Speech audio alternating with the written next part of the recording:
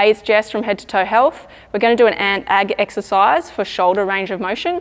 So first of all, we're going to go into a flexion. So you're going to bring the arm back up as close as you can to your ear and as far back as you can, keeping the arm relatively straight. And you're going to contract that. So you're going to tighten through the back of the shoulder for 6 seconds, breathing in through the nose for the whole 6 seconds. And then coming down and relaxing. So you really drop the shoulder and relax it for 6 seconds, breathing out for that 6 seconds. And then from there, bringing the arm back, another 6-second hold, really contracting through the shoulder. So it's really important to use the muscle contraction rather than focusing on the stretch. 70% focus on the muscle you're using and 30% focus on where it's stretching. So you hold that for 6 seconds, breathing in as you do that one.